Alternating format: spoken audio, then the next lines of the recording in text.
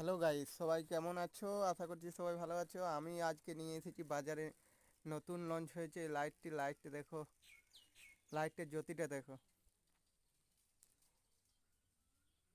2 kilometre পর্যন্ত এর জ্যোতি যাচ্ছে। লাইটটা চার্জার লাইট। তার মধ্যে এটা মোটামুটি 8 থেকে 900 গ্রাম ওয়েট আছে লাইটটা।